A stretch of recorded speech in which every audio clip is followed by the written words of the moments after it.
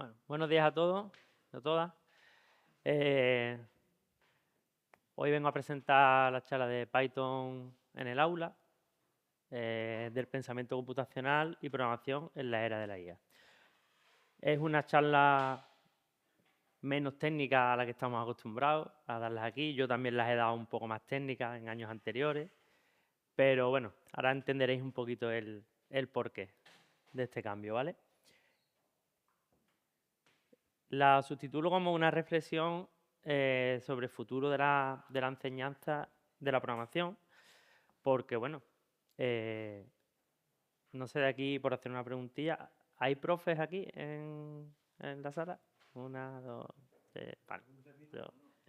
Vale, entonces os va a sonar mucho a ti, os va a sonar mucho de lo que vamos a hablar aquí. Y bueno, básicamente es una charla, pero vengo a poner sobre la mesa, pues, un, un cambio, ¿no? Que es el que estamos viviendo ahora.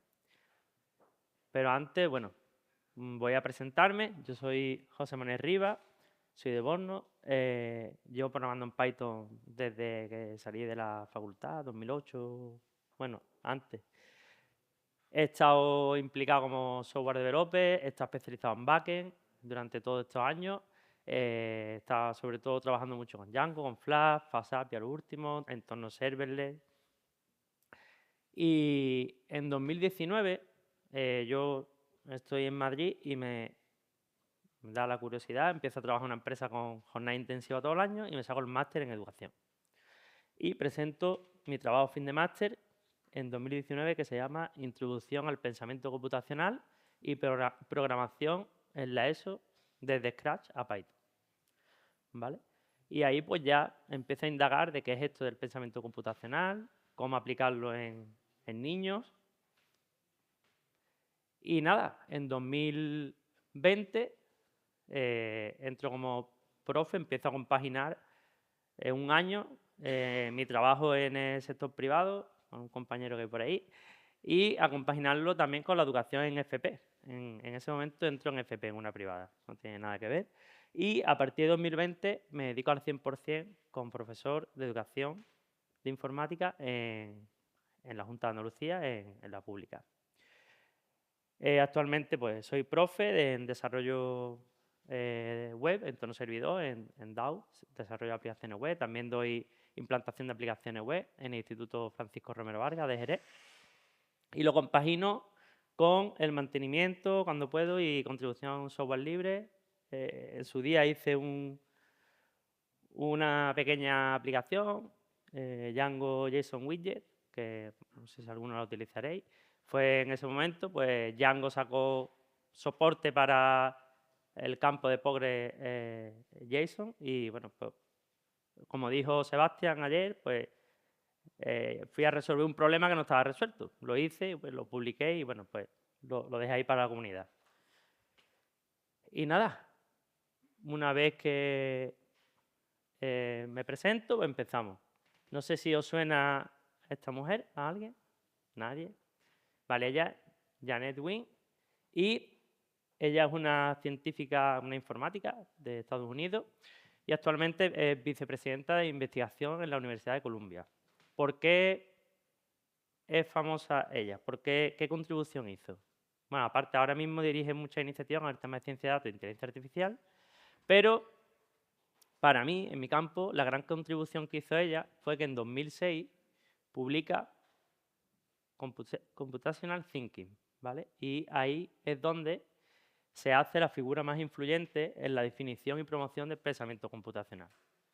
En ella acuña formalmente el término pensamiento computacional como concepto educativo y propone su visión revolucionaria, que es que el pensamiento computacional tiene que ser una habilidad fundamental utilizada por todos para mediados del siglo XXI. Por todo es no solo en el campo de la informática, ¿vale? Equiparó esta importancia a otras destrezas básicas como son la lectura, la escritura y la aritmética. ¿Y cómo define pensamiento computacional? Pues define, ahí viene, ¿no?, la definición que da ella, que es un proceso de pensamiento que involucra resolver problemas, diseñar sistemas y comprender el comportamiento humano basándose en los conceptos fundamentales de la ciencia de la computación, en la informática. Y estos 4 pilares que os sonarán mucho, que son descomposición, abstracción, reconocimiento de patrones y algoritmia. No va.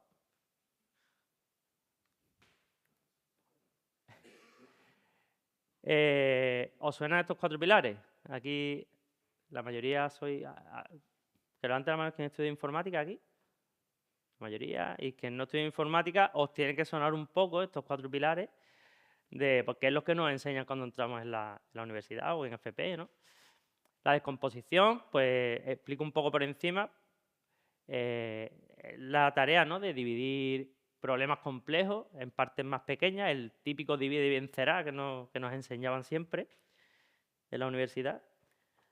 Reconocimiento de patrones, que es identificar similitudes entre ciertas cosas que nos ayuden a predecir comportamientos, ¿no?, y realizar soluciones.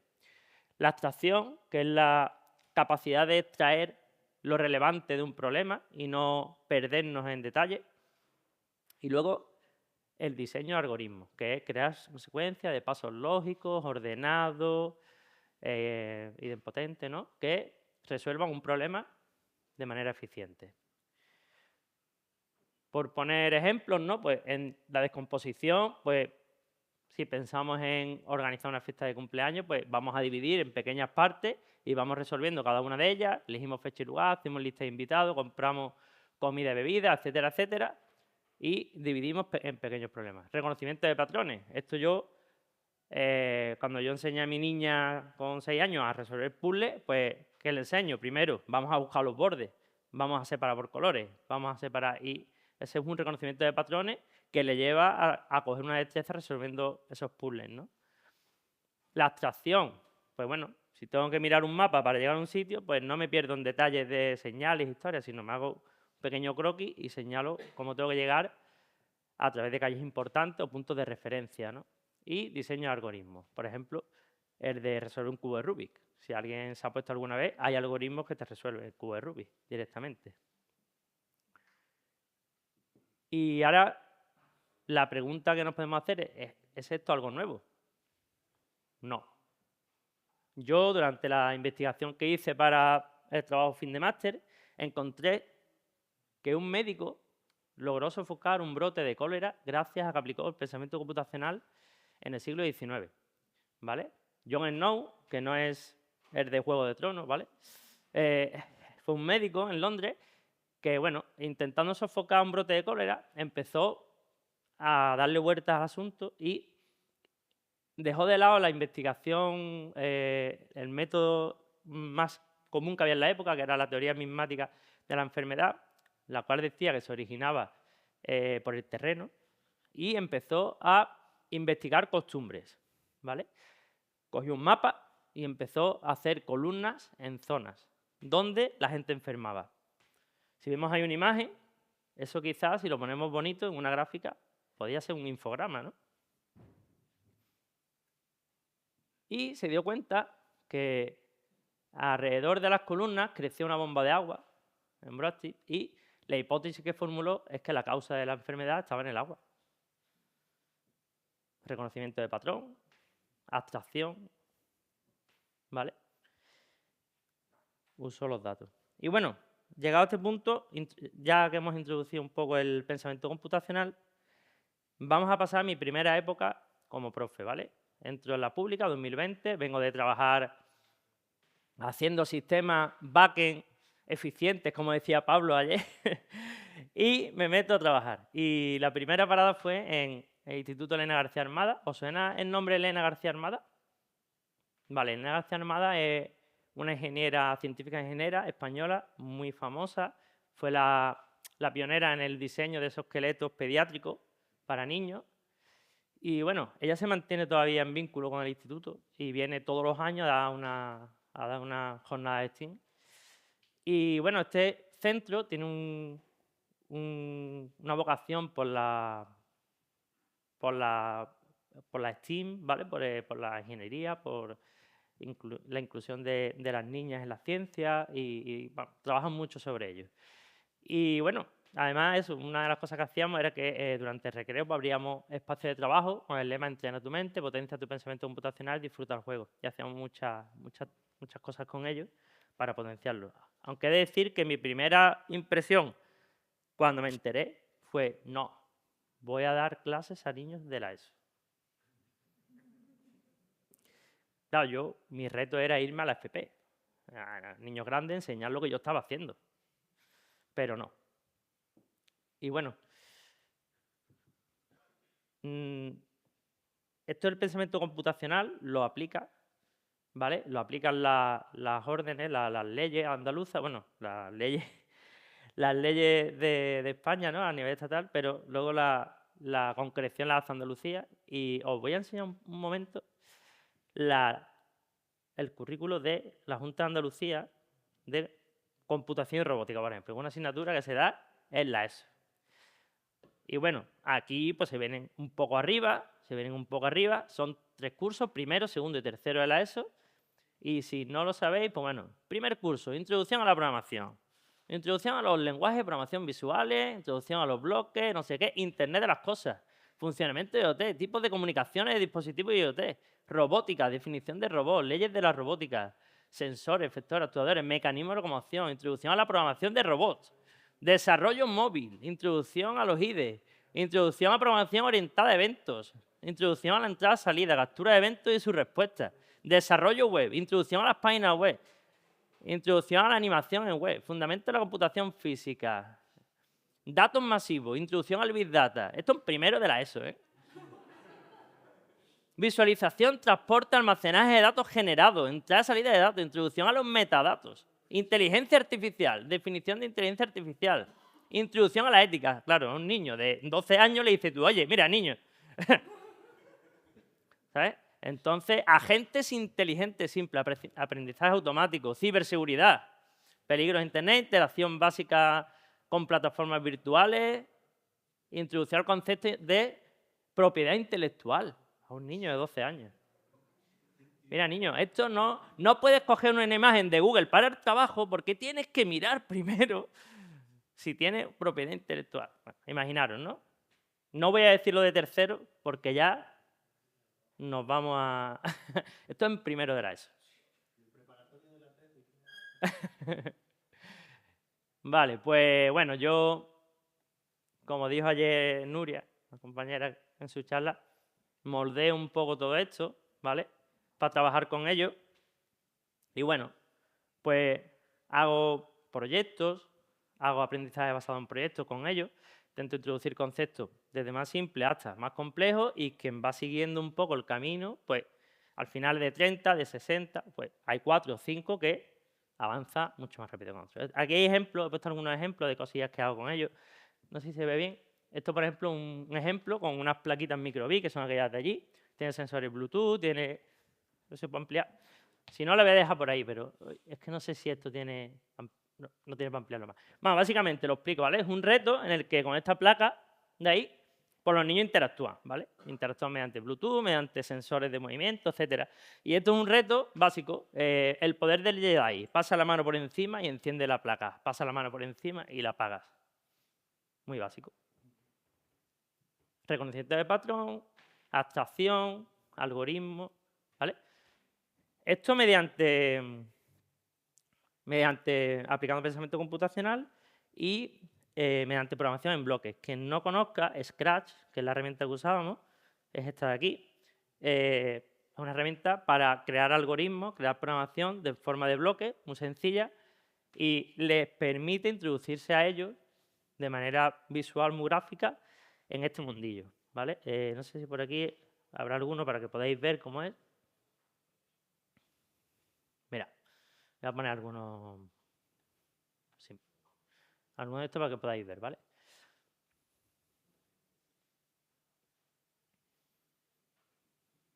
A ver si carga.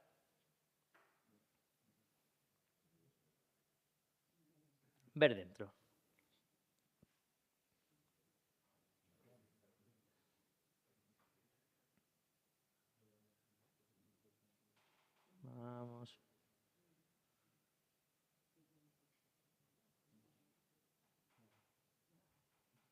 Está tomando su tiempo.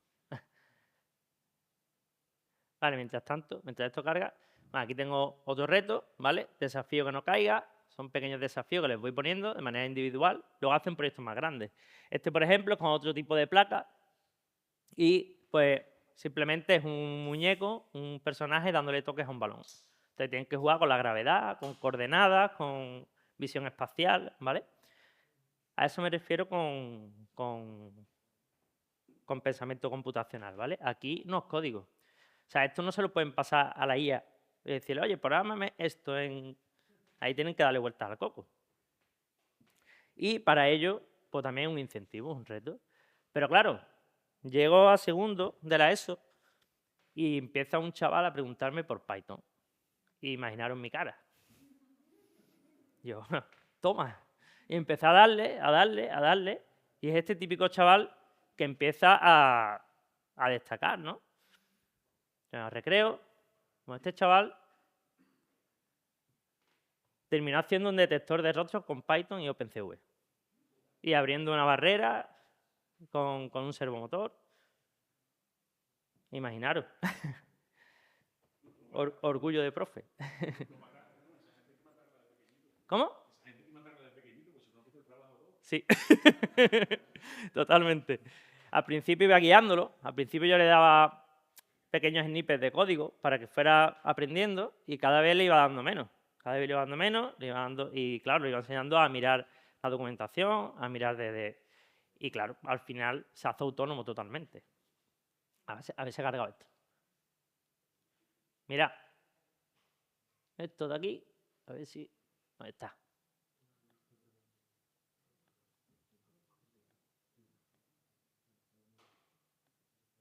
No me carga. Mira, sí, esto. Esta es la programación por bloque, ¿vale? Si os fijáis, esto os lo explico porque no sé si ampliando se ve bien.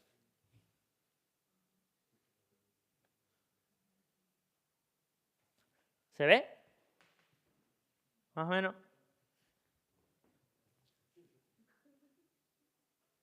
Mirad, lo explico. Esto es un evento cuando yo recibo un botón de Mario, le doy a Mario, si esto es un condicional, si esta condición y esta se cumple, entonces entro aquí, repito 2 veces, cambio la velocidad, no sé qué. El for, el if, ¿vale? Condicional, está enseñando a pensar de manera en estructuras, ¿no?, de programación.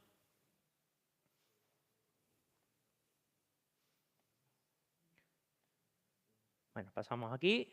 Y bueno, pues fijaros, un caso de éxito. Empieza a hacer, nos apuntamos a Retote, que es un concurso a nivel de España por comunidades en Andalucía. Pues nosotros presentamos la mano de Elena, ¿no?, haciendo referencia a tal. Y ellos empiezan con esto. Ellos empiezan, voy a abrir todos los vídeos porque como está tardando en cargar.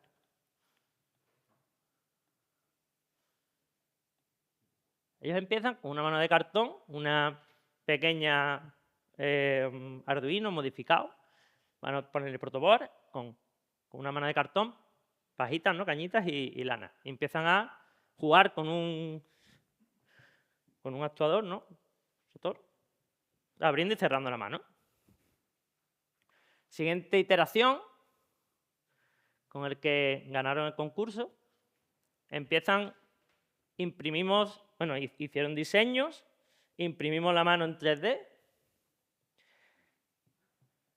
con el mismo Arduino modificado, tenemos botones, aquí acoplamos, imprimimos también las poleas, y ahí ya hacen un videojuego, aquí, con el tema de programación móvil, hacen un videojuego de piedra, papel o tijera, jugando contra la máquina. Y entonces, pues, el usuario pulsaba aquí, la máquina sacaba una jugada y la replicaba en la mano. Siguiente iteración fue esta. Oye, ¿por qué no hacemos el brazo entero y lo movemos? Y lo controlamos. Y yo, estos niños... Y bueno, pues venga, sacamos un brazo, giroscopio, y bueno, pues damos movimiento. Profe, pero ¿y la mano, los dedos hay que moverlo también? ¿Cómo lo hacemos?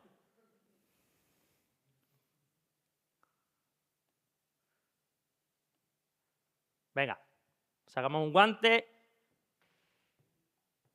e intentamos. Aquí estaba fallando un poco. Esto es la Feria de la Ciencia de Jerez, muy conocida. Siempre salen un montón de proyectos chulos. Le pusimos aquí. No sale la palabra. Pusimos unas plaquitas aquí y entonces detecta el movimiento, ¿vale? El giro y convierte a analógico el giro al servomotor. Entonces seríamos capaces de mover los dedos también con ello, ¿vale? Y bueno, pues si os fijáis, esto ya es con programación, no es con programación en bloque, es programación, eso era un Arduino, eso era C. Arduino. Ahí hay un poquito de ayuda, no mucha, porque yo lo que digo, una de las cosillas que hago es que no le doy todo, sino le voy dando snippets y ellos van haciendo distintos retos. Esto, bueno, errores comunes que me encontraba, voy un poco más rápido para llegar al último, es la falta de abstracción, ¿vale? Porque estos son 5, 10 niños de, a menos 60 que tengo. Y los errores más comunes, la capacidad de falta de abstracción, hasta que la pillan, pues la verdad que cuesta mucho y al ser tantos niños en clase, pues cuesta mucho dedicarle su tiempo a cada uno. La lógica secuencial, ¿vale? Yo los primeros días lo primero que hago es escribirme en un papel el algoritmo para hacer un sándwich de nocilla. El que lo haga bien se lo come. Entonces, claro, lo escriben y yo le digo, toma, ahora coge el bote de nocilla y hazlo. No se le ha olvidado poner, cojo el cuchillo, vale, coge el cuchillo. Y me unto la nocilla, ¿vale? ¿Cómo te unta la nocilla? Si está cerrado el tarro. Pues empieza así, a darle la vara. Y esa lógica secuencial la van cogiendo. Luego, la depuración. Les cuesta mucho trabajo detectar los errores, eso nos pasa a nosotros también cuando empezamos a programar, detectar los errores y corregirlos. Y, sobre todo, el miedo al error, el lanzarse al vacío. Eso le da mucho miedo. Y luego los aprendizajes significativos que cogen este alumnado, pues un pensamiento lógico, estructurado, que luego además les sirve muchísimo. Lo he hablado con compañeros de matemáticas, en matemáticas luego suelen destacar. La resolución de problemas, adquieren metodología para descomponer desafíos, reconocer patrones. La creatividad, habéis visto lo que acababan haciendo, ¿no? De una mano de cartón a un brazo entero. Y la persistencia, ¿no? Resiliencia y persistencia. Aprenden a equivocarse, esta pieza se ha impreso mal, vamos a hacerla de nuevo, vamos a abrirla aquí tal, vamos a modificarla, vamos a arreglarla. Y eso lo aprenden con ese tipo de proyectos. Bueno, total, un mundo feliz, ¿no? El pensamiento computacional. Qué guay. Ya no era tan malo como al principio, pero bueno, hablemos de la formación profesional. ¿Vale? Soy programador, ¿os acordáis de este meme, no?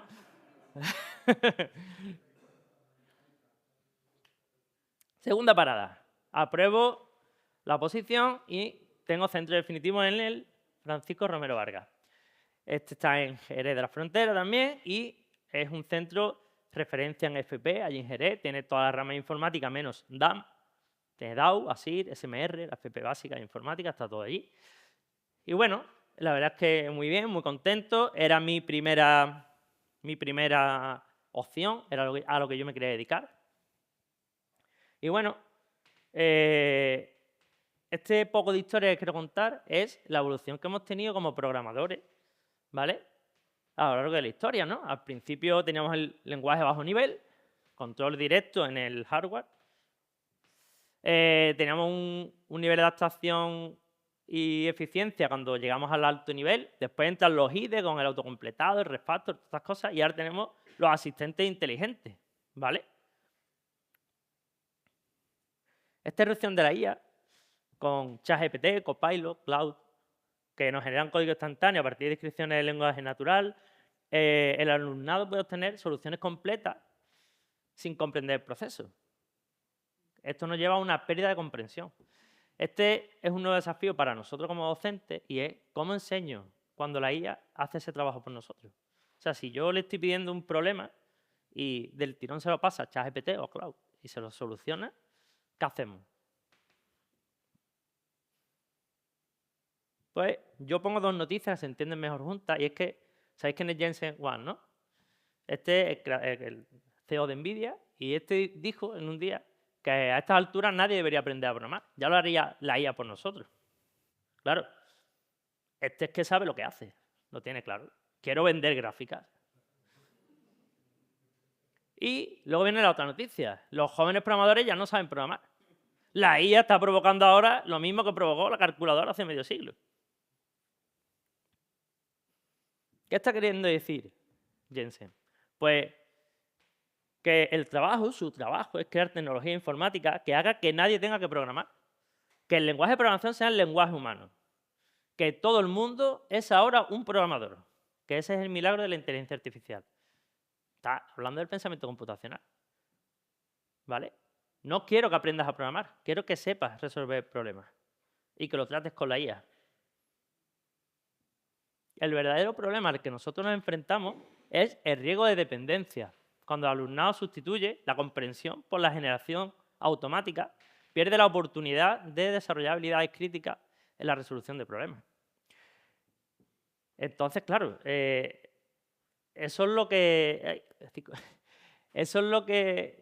yo hablo con ellos. Yo les enseño a usar la IA.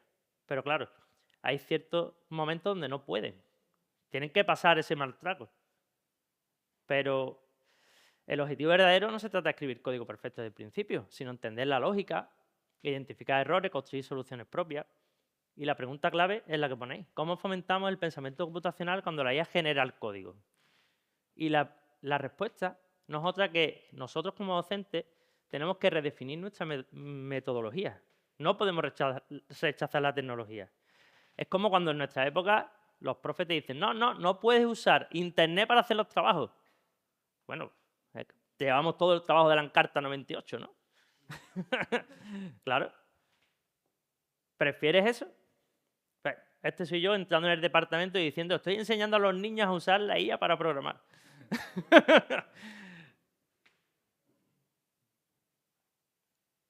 Porque claro, ¿acaso nosotros aprendimos sin ayuda? No. Ahí está alguno de los viejos, ¿no? Pero luego ya llegó hasta Overflow, está un montón, ¿no? de cosas. Siempre hemos tenido esa ayuda. Y quien lo niegue es mentira. Este nuevo paradigma nos obliga a evolucionar. Ya no enseñamos solo a programar, sino a pensar críticamente sobre el código. Y a usar la IA de forma estratégica. La idea, yo lo que estoy aplicando es enseño a programar, lo hago de ciertas maneras y también enseño a usar la IA. Enseño a usar Cloud, enseño a usar ChatGPT, enseño a usarlo bien. Claro, el problema es cuando tú le das esa oportunidad de tomar el camino recto, muchos la cogen. Pero, como dijo ayer la compañera, canta mucho. Pero a mí me permite, es una herramienta muy potente, a mí me permite que hagan cosas que de otra manera no podían hacer. Me permite avanzar 5, 6 y 10 pasos más de lo que lo haría sin IA. Me permite pedirle cosas que no podría pedirle si no utilizaban esto, ¿vale? Cuando antes hacía un proyectito de un carrito de la compra, ahora me hacen un juego de rol completo. ¿Vale? Esa es el quid de la cuestión. Y bueno, me he quedado con las ganas, pero tenía unas cuantas experiencias reales en el aula. Lo único que voy a enseñar es una cosa, antes de pasar a las preguntas. El segundo caso real, el primer caso real. Casos reales de cosas que no van bien, porque he contado lo que va bien. A mí me está funcionando. Yo cuando hago estos proyectos grandes, lo hago trabajar con Agile, hago equipos de 4, GitHub, pull request, se los reviso. Claro, yo les dejo utilizar todo, pero llega el día en que les hago la entrevista de trabajo, les hago la revisión de código. Y entonces le pregunto. Y además le hago modificaciones en el código. Le digo, venga, vale, ahora, ¿qué parte has trabajado tú esta? Vale, pues hazme esta modificación. Y yo estoy con ello y lo veo. Y esa es la nota. Has utilizado la IA, has tenido que aprender con ella, ahora explícame cómo lo has hecho y modificas. Para mí esa es la clave, ¿vale? Porque ahí no te puedes engañar. Este es un caso muy típico, ¿no? Profe, esto no me va. Un estudiante hace mal uso de ChatGPT para una práctica guiada, donde tiene que desplegar una tienda online utilizando PrestaShop en un servidor Ubuntu Server. Y me manda esto. No se ve muy bien, pero esto es un pantallazo de no se puede conectar, o sea, la estaba liando. Y lo que me escribe al final de la práctica es, Al terminar me sale error, al querer entrar en el servidor, y es que no sé por qué, ya que seguí los pasos que encontré aquí. Y me manda el hilo de ChatGPT para que yo lo mire, ¿sabes? Y mi respuesta fue, he tardado en corregirte esto lo mismo que tú en hacerlo. ¿Vale? Y bueno, con esto no me quiero entretener mucho más. Propuesta metodológica, la que comentaba antes, ¿vale? Y una reflexión final. Bueno, nuestro papel como docente no es competir con la IA, es enseñar al alumnado a usarla con criterio, con creatividad y con responsabilidad. Si os acordáis, un anuncio de la época muy mítico, que era de Pirelli, era la potencia sin control no sirve de nada. Y bueno, me viene al pelo para esto. Y nada, muchas gracias. Si tenéis alguna pregunta.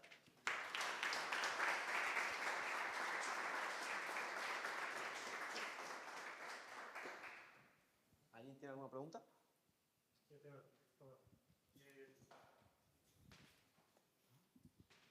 Bueno, hola, gracias por la charla. Yo tengo una duda porque yo les enseño ya a gente de la universidad que está en campos alternativos, ¿no? Entonces, enseñarles programación es como que antes era, esto es Python, bla, bla, bla, ahora tienen estas herramientas, ¿no?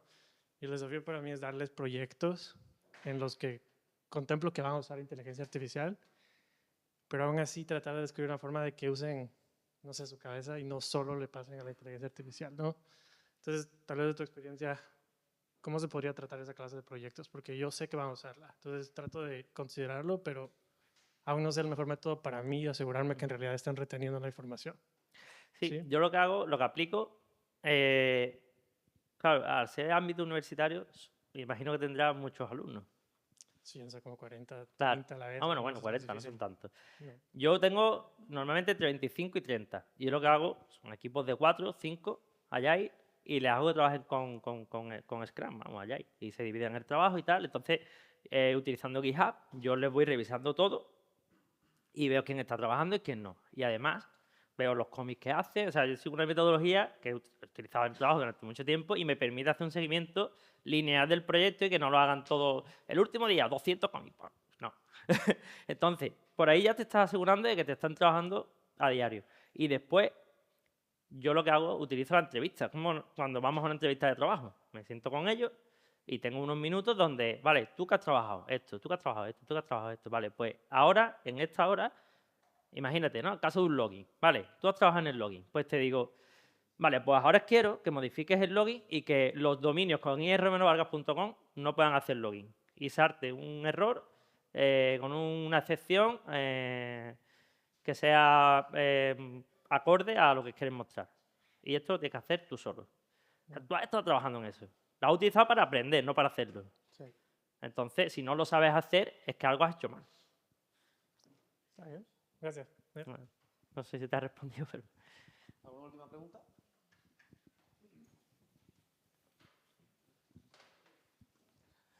Hola. Bueno, yo también soy profe.